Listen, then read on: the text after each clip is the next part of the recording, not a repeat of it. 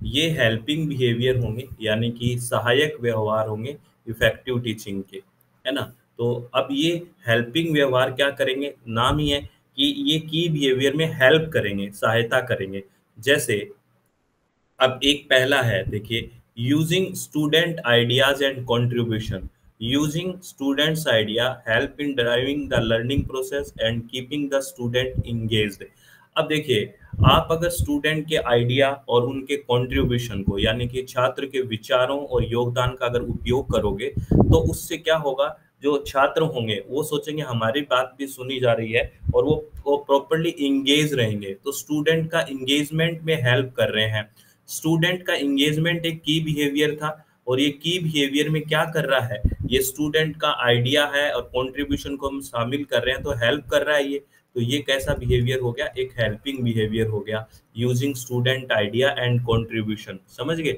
अगर हम स्टूडेंट का आइडिया और कंट्रीब्यूशन यूज करते हैं, तो वो कहीं ना कहीं हमारे स्टूडेंट इंगेजमेंट, जो हमारा की बिहेवियर था, उसमें हेल्प कर रहा है। तो ये कैसा बिहेवियर हो गया, एक हेल्पिंग बिहेवियर हो गया। समझ गए, ये कौन सा बिहेवियर हो गया, हेल्पिंग बिहेवियर। बात समझ रहे हो मेरी, मैं क्या कहना चाह रहा हूँ। अरे यस और नो, समझ रहे हो कि नहीं। ठीक है। अब दूसरी बात करते हैं, दूसरी है स्ट्रक्चरिंग। स्ट्रक्चरिंग क्या होता है, संरचना। ये क्या है, effective teacher organise learning activities as summarise the lecture at the and.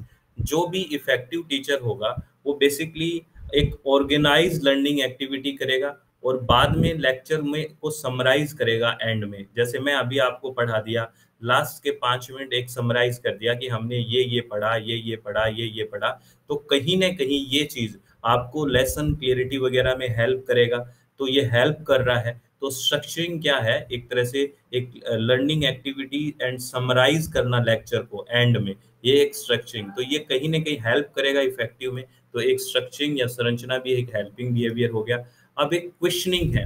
Questioning होता है प्रश्न पूछना, और जितना ज्यादा मैं क्वेश्चनिंग करूंगा, तो लेसन क्लियरिटी की तरफ जाओगे। तो कहीं ना कहीं लेसन क्लियरिटी में हेल्प करेगा क्वेश्चनिंग। तो asking A variety of question based on the content help in tapping A range of thinking process.